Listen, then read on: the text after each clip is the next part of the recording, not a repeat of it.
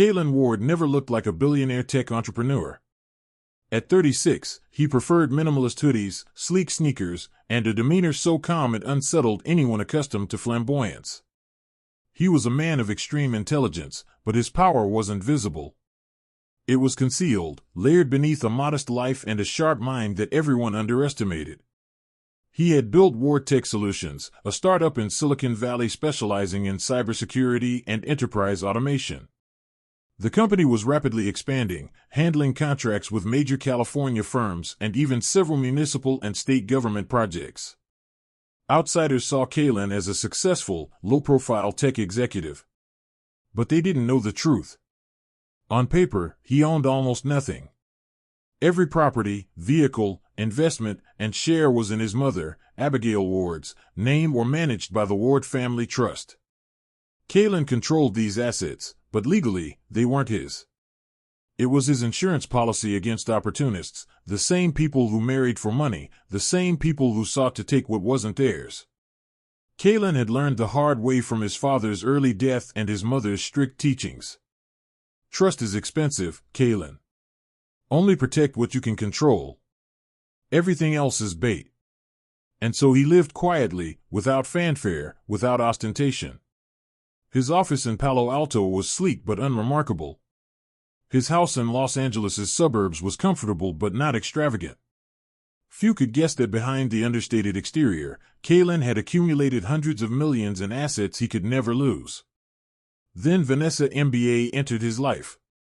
Vanessa was everything Kaelen didn't expect. Sharp, ambitious, beautiful, and magnetic, she had just been promoted to lead media and PR strategies for a major tech event in Silicon Valley. Kaelen noticed her immediately, not because of her looks, though she was striking, but because she didn't fawn over him or his company. She approached him professionally, treating him like any other speaker at the conference. That confidence intrigued him. Over the next few months, their interactions deepened. Vanessa was intelligent, witty, and social. Kaelen found himself opening up to her in ways he had rarely done with anyone. She admired his intellect, his calm, and his strategic thinking. He admired her poise, her ambition, and the effortless way she dominated any room she entered. But Kaelen also noticed subtle hints, Vanessa's fascination with wealth and lifestyle. She would ask about his work trips, the tech contracts he managed, and the expensive equipment at his office. She didn't pry for curiosity, she pried for opportunity. Kaelen dismissed it at first, telling himself he was imagining things. He was cautious by nature, but he allowed himself to be charmed. Within a year, Vanessa suggested marriage. Kaelen didn't oppose it. He wasn't afraid of commitment. But he knew something about Vanessa didn't sit right. She was excited, but there was a gleam in her eye, a glint Kaelen had seen before in ambitious people chasing advantage. Still, love, or what he allowed himself to think was love, prevailed. They married in a private ceremony in Los Angeles, attended by close friends and family. Vanessa had wanted glamour, Kaelen insisted on discretion. She had compromised easily. What Vanessa didn't know was that days before the wedding, Kaelen had signed a marital non-claim agreement, drafted by his lawyers. Not a prenup. Not a restrictive clause. Simply a legal guarantee, each party retained sole ownership of premarital assets, and any asset not formally transferred remained outside marital claims. Vanessa didn't question it. Why would she? He didn't seem rich. And so, the stage was set. In the beginning, their marriage was smooth. Vanessa continued her PR career, attending galas and media events. Kaelen continued building Ward Tech. But cracks soon appeared. Vanessa expected wealth, spectacle, and status. Kaelen preferred simplicity, strategy, and privacy. She wanted designer wardrobes, he bought quality basics. She wanted exotic trips, he preferred focused work. She wanted flashy vehicles, he used a company sedan. Tension simmered. One night, after an argument over a new sports car she wanted, Vanessa exploded. "You're rich, Kaelen. Why do you act like a pauper?" Kaelen looked at her steadily. "Because legally, I own nothing." Vanessa rolled her eyes. You expect me to believe that? Kaelen said nothing more.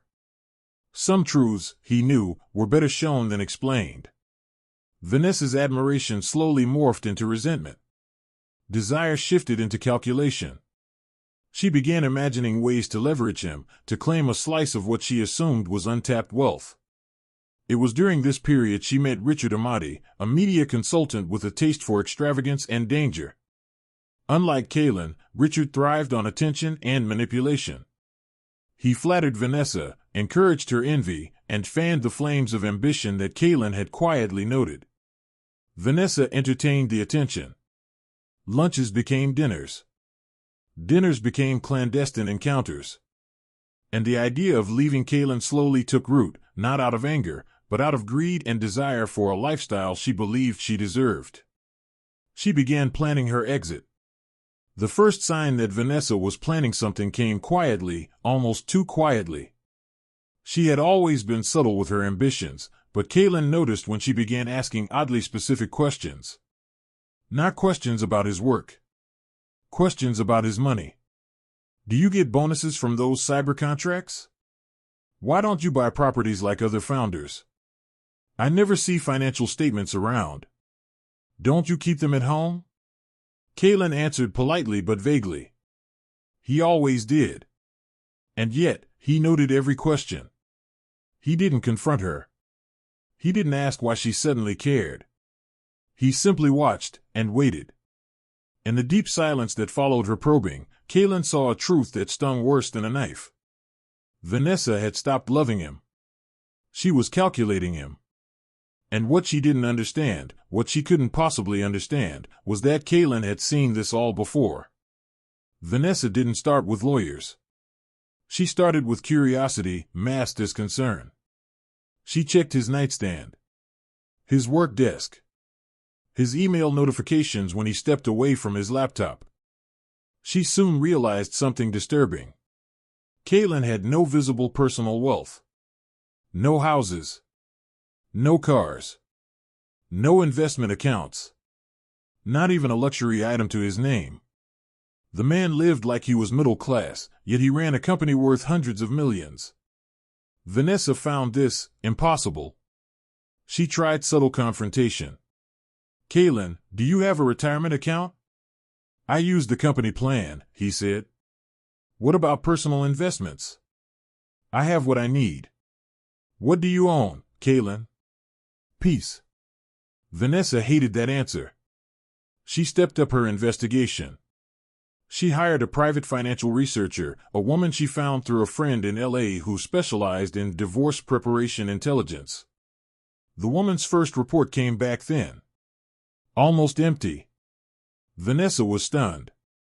He doesn't own anything, the investigator said over the phone. No real estate. No vehicles. No stocks. Not even patents in his name. That's impossible, Vanessa hissed. He's a tech founder. Oh, he's smart, the investigator replied. Everything is either 1. In the Ward family trust. 2. In his mother's name, or 3. Owned by Wardtech as corporate property. Vanessa froze. That means if you divorce him, the investigator said calmly, you might walk away with nothing. Nothing. The word slammed into Vanessa like a hammer. She had spent 3 years in a marriage she thought would make her spectacular. 3 years waiting to access the kind of lifestyle she flaunted on Instagram but could never truly afford. 3 years imagining the freedom she would gain when she casually divorced Kaelen after securing claims on his assets. And instead, she was married to a ghost. A man who owned nothing. A man she could not legally drain. But Vanessa didn't give up. Not Vanessa. She doubled down. Her relationship with Richard, her charismatic, manipulative media consultant, grew deeper. He was the opposite of Kaelen. Flashy. Loud. Chaos-driven. A lover of risk, wealth, and the high life. Over expensive dinners in Beverly Hills hotels paid for by the PR firm's corporate card, Vanessa vented her frustrations. He tricked me, she said. All this time I thought I married a wealthy man. Richard laughed bitterly. Oh, he's wealthy, he said. He just outsmarted you. Vanessa clenched her jaw. No. I refuse to lose. I deserve at least half of what he built. Then force it, Richard said. File for divorce publicly. Claim emotional neglect. Emotional abuse. Something dramatic. The court will pressure him into a settlement to avoid scandal. Vanessa's eyes widened. Yes, that could work. She had underestimated Kaelen, not because he lacked wealth, but because he hid it so well. But she believed she still had one weapon. Public pressure. If she framed the divorce as a story of a cold, emotionally absent tech CEO who mistreated his wife, the media would eat it up. California courts favored spouses who claimed emotional damage, especially if the other spouse was wealthy, even if the wealth was concealed behind legal walls. If she couldn't win legally, she would win socially. Public shame could shake even the strongest man. But Vanessa was wrong about something fundamental. Kaelen was not like other men. He did not fear shame. He did not fear narrative. He did not fear exposure. He feared only betrayal. And she had already crossed that line. Kaelen knew Vanessa was slipping away emotionally. But he didn't know yet that she had begun an affair. He didn't know she had hired an investigator. He didn't know she was preparing public allegations. What he did know was enough. One night, after she fell asleep, Vanessa left her phone unlocked. A preview banner flashed on the lock screen. Richard. Make him break first. Then we file. Kaelen read only those 6 words. He didn't scroll further. He didn't text back. He didn't confront her. He simply locked the phone and placed it back beside her hand. Then he walked to the living room, calm, controlled, but with the cold fire of betrayal burning beneath his skin. He sat on the edge of the sofa, staring into the darkness with a stillness that was dangerous. Vanessa thought she was preparing her strategy. She thought she was one step ahead. She thought she was building a path to riches. What she didn't realize was that Kaelen had been preparing for betrayal long before he met her. He had built walls no one could breach. He had structured his empire in ways no court could touch. His mother had raised him to think 5 moves ahead. Now, watching the quiet shadows of his Los Angeles home, Kaelen understood. Vanessa wanted war. He whispered to himself. A calm, chilling vow. Then war is what she will get. Not petty revenge. Not emotional outbursts. Not arguments or accusations. A calculated dismantling. A cold, surgical destruction of everything Vanessa believed she could gain. He would not shout. He would not cry. He would not beg. He would break her. Silently. Vanessa thought she was orchestrating a victory.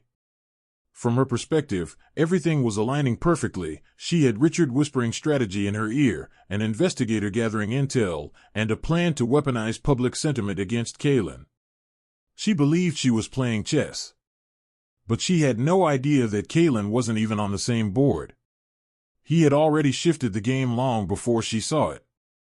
Over the next several weeks, Vanessa began her performance. She acted distant, irritated, on edge.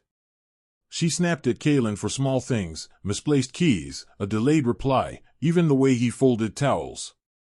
Every outburst was in service of her future claims of emotional mistreatment. She also staged moments where she pretended to cry in the bathroom, loud enough for him to hear, hoping he'd react angrily or coldly, anything she could twist later. But Kaelen gave her nothing. He remained calm, thoughtful, quiet. He didn't argue. He didn't plead. He didn't ask what was wrong. And this infuriated Vanessa. She needed him to break character so she could build her story. But Kaelen was no fool. He watched. And every day, he grew colder. One night, Kaelen drove from Los Angeles to Palo Alto in complete silence. His phone was off. His mind was sharp. His expression was blank. He entered his private office at Ward Tech, accessible only through biometric security, and booted up an encrypted terminal. There, he reviewed the metadata of Vanessa's phone backups. He wasn't invading her privacy, he was analyzing patterns.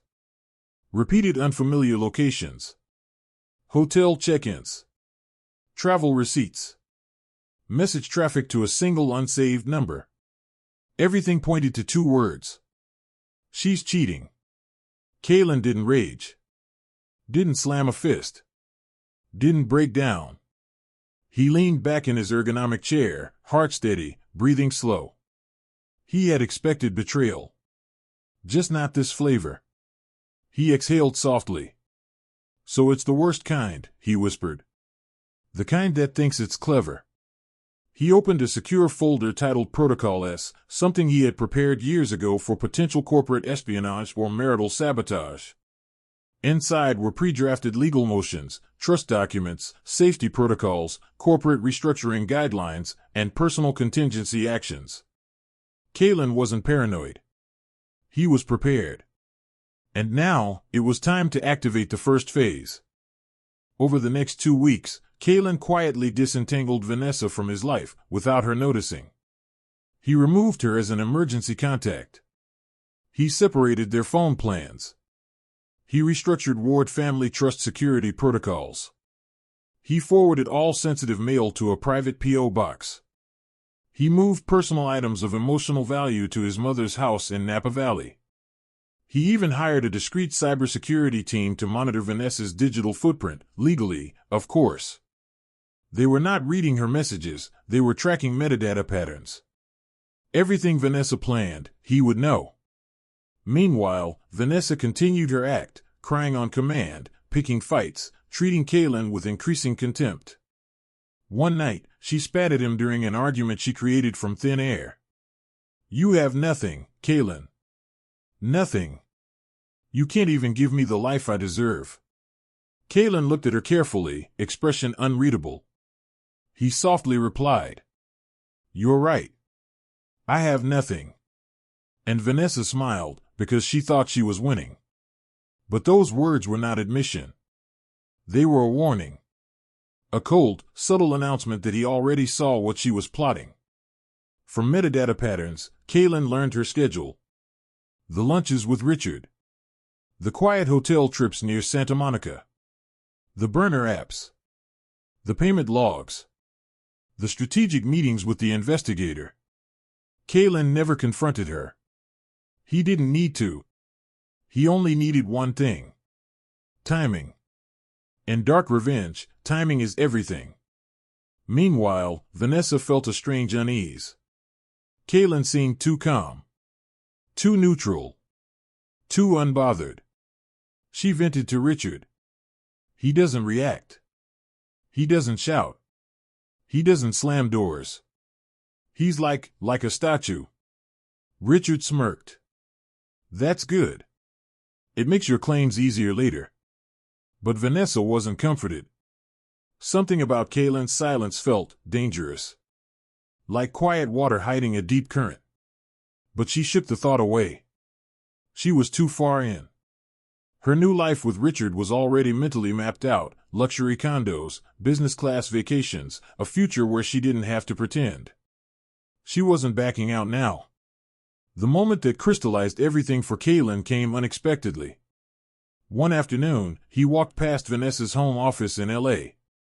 Her door was slightly open.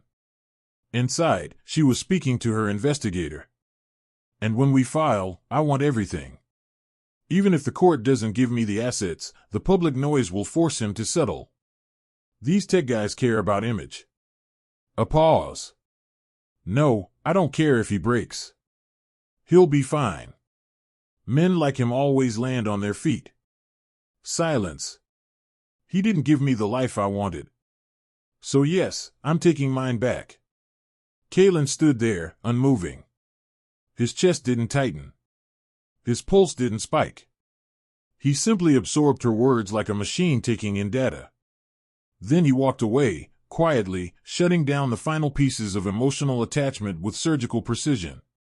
Later that night, sitting outside on the patio, Kaelen whispered to himself, "She wants the kind of revenge that burns." He looked up at the clear Los Angeles sky, stars scattered across the darkness. But she forgets flames spread. And finally, if she wants to take my life, then I'll take hers first. Not her physical life. Her social life. Her financial life. Her reputational life. He wouldn't harm her body. He would destroy everything she valued. Kaelen's first move was quiet. He contacted a private legal team in San Francisco, elite, ruthless, and with airtight confidentiality clauses. He set up a coordinated response plan designed for one purpose: to let Vanessa hang herself. No accusations. No confrontations. Just a labyrinth of legal and social traps that would snap shut the moment she filed. Kaelen signed the final prep document with a small, cold smile. Vanessa wanted war. She would get it. But not on her terms. She thought she was digging Kaelen's grave. She hadn't realized. She was standing in it. Vanessa waited until a Friday afternoon to file for divorce. Fridays were perfect for scandal. The media cycle slowed. People doom-scrolled. Lawyers got slammed with weekend reactions and rushed negotiations. Perfect for pressure. She sat in her lawyer's polished Beverly Hills office, hands folded elegantly, nails perfectly manicured. Richard sat beside her, masked by a baseball cap and sunglasses, but still radiating arrogance. Her lawyer, a surgically confident woman named Marcia Cole, slid the stack of documents across the table. "Once we file, the press will run the story," Marcia said. "Emotional abandonment, mental strain, lack of support. Once this goes public, he'll be cornered into settling." Vanessa exhaled in satisfaction. "Good. I want him shocked. I want him off balance." Richard smirked. "Oh, he will be. Guys like him never expect women to bite back." Vanessa signed the petition with a flourish. "This," she whispered, "is my new beginning." But what she did not know, what she could not possibly know, was that the moment her pen touched the page, she didn't open a new chapter. She triggered Kaelen Ward's endgame. The filing was public within 3 hours. By sunset, several Los Angeles gossip sites and tech circles had picked it up. CEO's wife files for divorce, claims emotional neglect, cold marriage, and isolation. Vanessa watched it spread with a twisted satisfaction. She imagined Kaelen somewhere in his office, shocked, overwhelmed, scrambling. But Kaelen wasn't scrambling. He was waiting. He had known the exact filing date, metadata tracking made it obvious. He even knew the time window she preferred to use. So when the news broke, Kaelen didn't flinch. He didn't look stressed. He didn't even pause. He simply whispered, "It begins." An hour later, Vanessa received a message from Marcia. "We have a problem. Call immediately." Vanessa frowned but called anyway. Marcia's voice was strained, uncharacteristically hesitant. "Vanessa, his legal team just responded." "Good," Vanessa said. "They should." "No," Marcia murmured. "You don't understand. They sent it with a package. 47 pages. What's in it?" Vanessa asked, confused. "Evidence." "Evidence of what?" Marcia inhaled sharply. "Of everything." Vanessa's stomach dropped. Marcia continued, voice tight. "They have proof of your affair. Hotel receipts. Metadata logs. Payment patterns. Geolocation logs. Photos. Audio fragments. Calendar overlaps." Vanessa's pulse spiked. "What?" "They can't spy on me." "They didn't," Marcia said sharply. "They tracked metadata legally. Everything came from your own digital trail." Vanessa felt cold sweat form at the back of her neck. Marcia sighed. "And they attached a supplementary declaration." "What declaration?" "Your husband." Kaelen is filing for divorce as well. Vanessa froze. What? He can't. He can. And he did. He filed 30 minutes before you. Richard's jaw dropped. Vanessa's voice cracked. No. No, that can't be. We filed first. And that, Marcia said quietly, is the problem. Kaelen's filing superseded Vanessa's because it hit the system earlier. And his petition was devastating. Marital abandonment, infidelity, malicious reputational harm, attempted extortion through public defamation. Marcia spoke slowly, carefully. Vanessa, he beat us. He anticipated the exact hour you'd file. He pre-filed with time-stamped evidence. Strategically, he cornered you. Vanessa shook her head violently. No. No, this isn't happening. I'm the one with the narrative. The media is on my side. There was silence on the other end. Then Marcia spoke again, voice tight with dread. Not anymore. What do you mean? Vanessa snapped. Look online, Marcia said. Vanessa tore open her phone and refreshed the news. Her heart stopped. Several major outlets had already published a new angle. Insider sources confirm wife's infidelity and Ward divorce. Evidence suggests CEO was target of manipulation by spouse. Leaked documents indicate Vanessa Ward's alleged affair preceded divorce filing. Public pressure plan backfires as tech CEO produces metadata evidence of wife's betrayal. The narrative was gone. Completely gone. Vanessa felt her vision blur. Richard muttered, This is bad. But it was worse than bad. It was catastrophic. Kaelen wasn't reacting to the scandal. He controlled it. Every leak was deliberate. Every headline perfectly timed. Every source anonymous but strategically placed. Vanessa's hands trembled. This wasn't self-defense. This was a surgical strike. At 9:32 p.m. that same evening, Vanessa received an official court message. Notice of divorce filing, responded, Vanessa Ward. Petitioner, Kaelen Ward. Attached, marital asset disclosure. Vanessa scrolled down. What she saw made her knees buckle. Kaelen listed his personal assets as personal assets, savings, $8,430, vehicle, 2013 hybrid Toyota, company lease, personal estate, none, stocks, none personally held, intellectual property, none personally held, luxury items, none. Vanessa's mouth fell open. This is wrong. This is wrong. But Marcia's voice echoed through the phone. It's not wrong. It's ironclad. Everything is owned by the Ward family trust, his mother, or his corporation. Legally, you married a man who owns almost nothing. Vanessa staggered backward. But, he's worth millions, billions. Yes, Marcia said softly. But you married a man who owns none of it. Vanessa's mind raced desperately. Her voice cracked. Then I want spousal support. I want half the earnings from the marriage. Marcia hesitated. There's another issue. What issue? Your affair. California considers infidelity when awarding support. His team submitted evidence showing you emotionally abandoned the marriage before you filed. A pause. And given your attempt to slander him publicly, the court may rule that you acted in bad faith.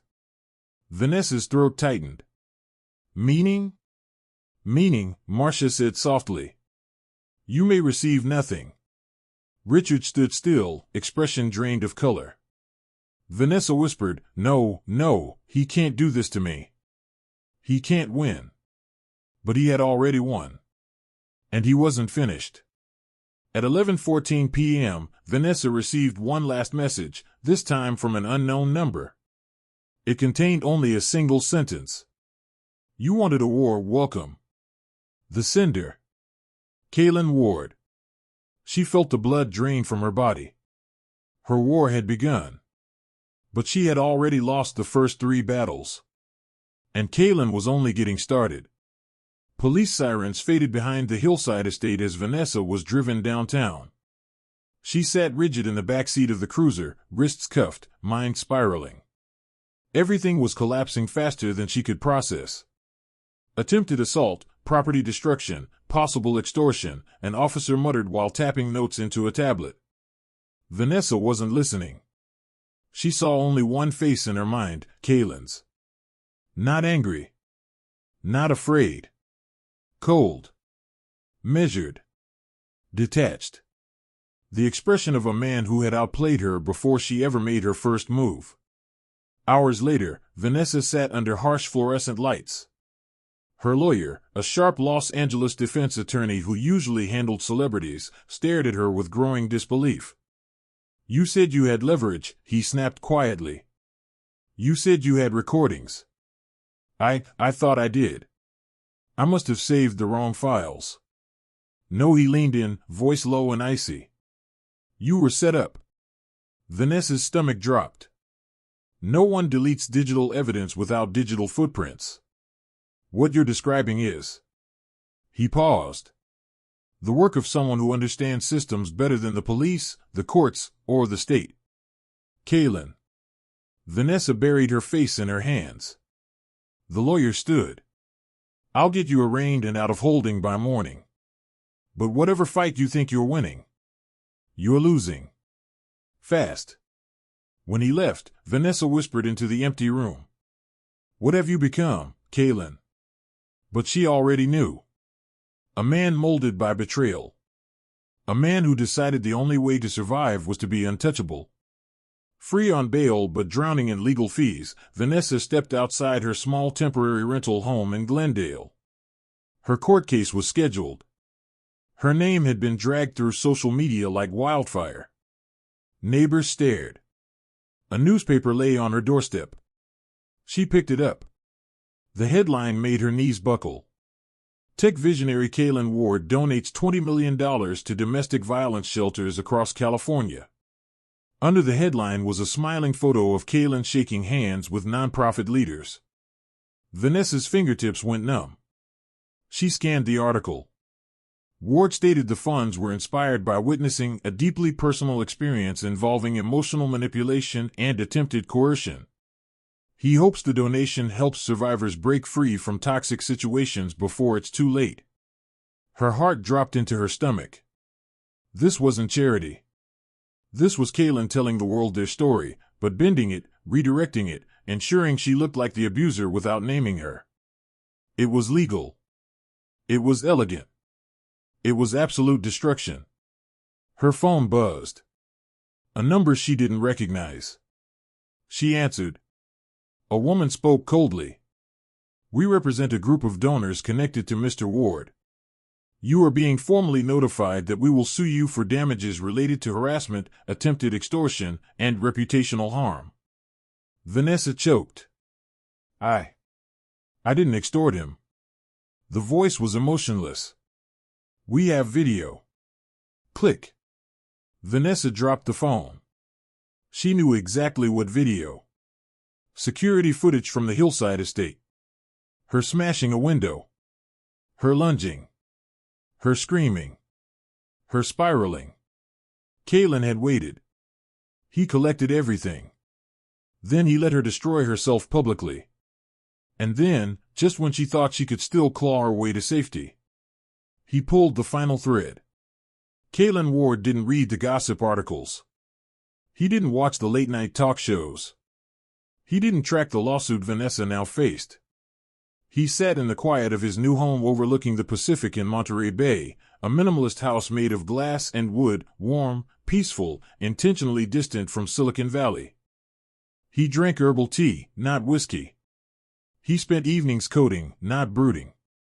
He kept no social media. He gave no interviews. He simply lived. His lawyer visited once a week with updates. "She's drowning," the lawyer said once, almost sympathetically. "No assets, no leverage, no reputation. Her attorney is negotiating to settle." Kaelen nodded, eyes unreadable.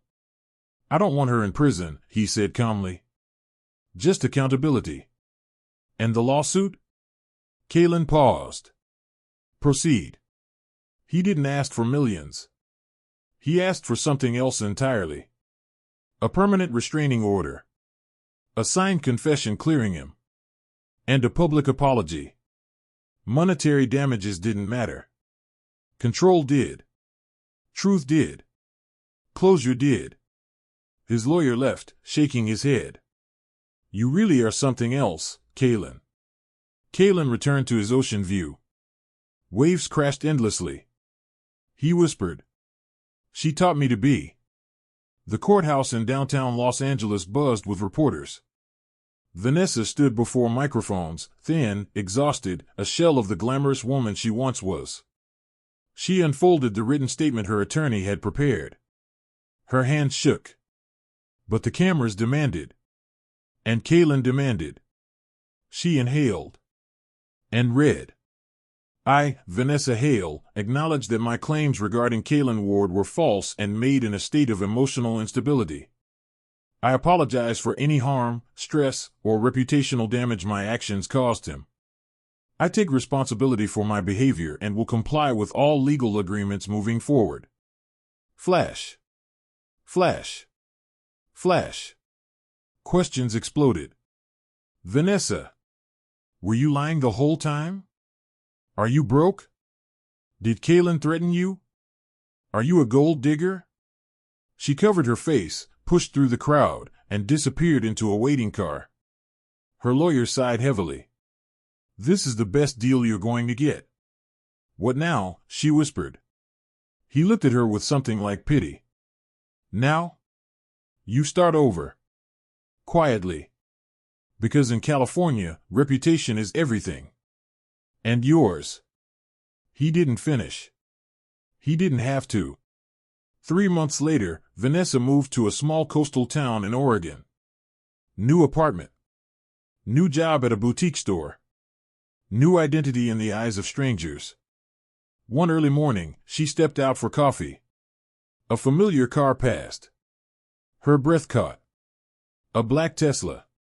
Windows tinted. California plates. It slowed beside her for 5 seconds, exactly 5. Long enough for her to feel the weight of it. Long enough for her pulse to spike. Long enough to remember that every action has consequences. Then it drove off slowly, disappearing down the foggy street. Vanessa stood frozen. Was it him? Or was it her imagination? A ghost she couldn't escape? A reminder? No one knew. Except maybe Kaelen, who, somewhere hundreds of miles away, lived peacefully, finally free, finally unbound, but always aware that some lessons must be unforgettable.